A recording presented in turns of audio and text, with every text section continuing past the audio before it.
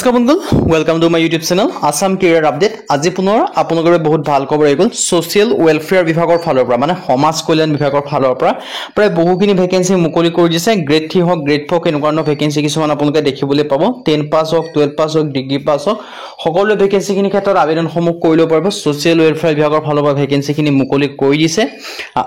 10 pass হক 12 pass হক degree pass হক সকলো আবেদনসমূহ কৰিব পাৰিব অসমৰ চাকৰি আহিল 2025 বৰ্ষৰ বাবে সো কেনেদৰে আবেদনসমূহ কৰিব পাৰিব আৰু অসমৰ বহু সংখ্যক মানে সকলো কেন্দ্ৰে আবেদনসমূহ কৰিব পাৰিব সকলোখিনি কথা ডিটেইলছ জনাই আছো সো ভিডিওটো আপোনালোকে শেষলৈকে চাই থাকিব আৰু কেনেদৰে আবেদনসমূহ কৰিব সেইখিনি জনাই আছো সো যদি ভিডিওটো ভাল পায় ভিডিও লাইক কৰিব লগতে চেনেল সাবস্ক্ৰাইব কৰি দিব এনেকুৱা ভিডিও প্ৰতিদিনে পাই থাকিব আৰু মোৰ WhatsApp চেনেল ভিডিও ডেসক্ৰিপচনত দিয়া আছে তাত গৈ ফলোটো কৰি দিব তেতিয়া আপোনালোকে ডেইলি জবৰ আপডেটসমূহ পাই থাকিব পাৰিব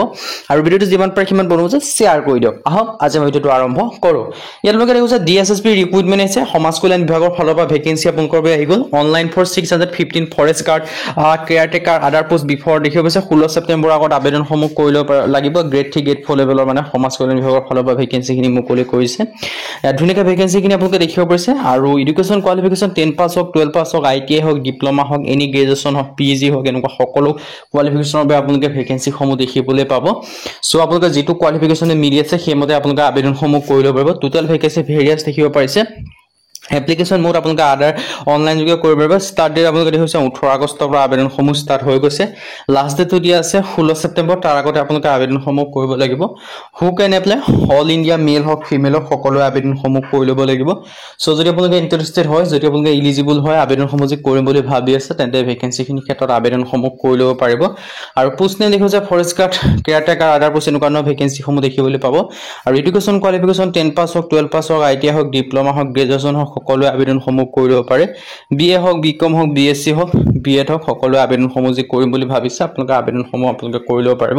আপোনালোকৰ এটা ডাঙৰ সুযোগ আৰু এটা ডাঙৰ সুবিধা আপোনালোকৰ মুকলি কৰিছে সো এই সুযোগ আৰু সুবিধা আপোনালোকে গ্ৰহণ কৰিব পাৰে যদি আপোনালোকে আবেদনসমূহ কৰিম বুলি ভাবি আছে হেতুনিকে ডিটেইলছ খিনি দেখিব পাৰিছে ইয়েস লিমিটৰ কথা মই আপোনালোক জনাইছো কিমান কৈ ইয়েস লিমিট বিচাৰিছে সকলো ধৰণৰ কথা মই আপোনালোক জনাই আছো সো ভিডিওটো আপোনালোকে শেষলৈকে চাব যে কলে সমাজ কল্যাণ বিভাগ মানে সোশ্যাল ওয়েলফেয়াৰ বিভাগত চাকৰি কৰিম বুলি ভাবিছে তেওঁলোকে ভ্যাকেন্সি খিনি ক্ষেত্ৰত আবেদনসমূহ কৰি ল'ব পাৰিব আৰু মিনিমাম এজ 18 বছৰ ম্যাক্সিমাম আপোনালোকে 37 বছৰলৈকে পাৰিব 18 পৰা 37 বছৰ বয়সৰ সকলো কেন্দ্ৰীয় ভ্যাকেন্সি খিনি ক্ষেত্ৰত আবেদনসমূহ কৰি ল'ব পাৰিব SC OBC হক সকলোৰে আপোনালোকে এজ ৰিলেকচন সমূহ লাভ কৰিব পাৰিব SC কাৰণে 5 বছৰ ৰিলেকচন লাভ কৰিব OBC কাৰণে 3 বছৰ লাভ কৰিব PWD কাৰণে 10 বছৰ ৰিলেকচন সমূহ লাভ কৰিব পাৰিব জেনেৰেলি 18 পৰা 37 বছৰ বয়সৰ সকলো কেন্দ্ৰীয় ভ্যাকেন্সি খিনি ক্ষেত্ৰত আবেদনসমূহ কৰি ল'ব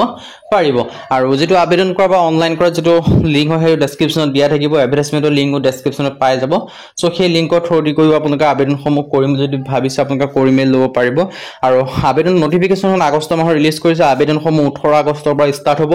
লাষ্ট ডেটটো দিয়া আছে 16 ছেপ্টেম্বৰ আগত সো আপোনালোকে সোনকালে আবেদনসমূহ কৰি লওক কাইলৰ পৰা আবেদনসমূহ ষ্টাৰ্ট হৈ যাব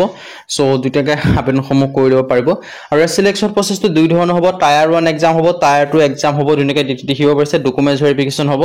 আৰু এইখিনি ডিটেইলছত হ'ব আৰু আবেদনসমূহ কৰিবলৈ 10 বা 12 ৰ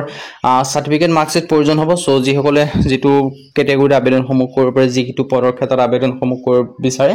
সেই পদৰ মতে আপোনালোকে আবেদনসমূহ কৰি ল'ব পাৰিব সো যদি ইন্টাৰেষ্টেড হয় এলিজিবল হয় আপোনালোকে যে আবেদনসমূহ যে কৰিম বুলি ভাবি আছে আপোনালোকে আবেদনসমূহ কৰি ল'ব পাৰিব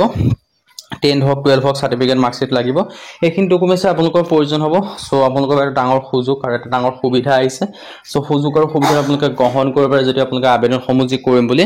ভাবি আছে হাউ টু এপ্লাই ক্ষেত্ৰত ইয়াৰ ক্ষেত্ৰত আবেদন কৰিবলৈ লিংকটো ডেসক্ৰিপচনত দিয়া আছে সেই লিংকৰ থ্ৰু দি গৈ আপোনালোকে আবেদনসমূহ কৰি ল'ব পাৰিব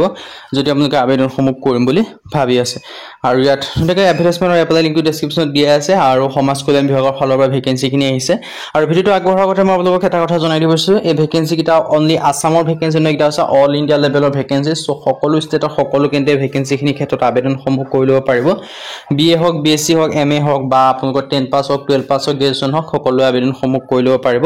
সো যদি ইন্টাৰেষ্টেড হয় এলিজিবল হয় আপোনালোকে আবেদনসমূহ কৰি ল'ব পাৰে আজি ভিডিও ইমানে যদি ভিডিও ভাল পালে লাইক কৰিব পাৰে লগৰ চেনেলটো সাবস্ক্ৰাইব কৰিব পাৰে এনেকুৱা ভিডিও প্ৰতিদিনে পাই থবে আজিলৈ লগ পাম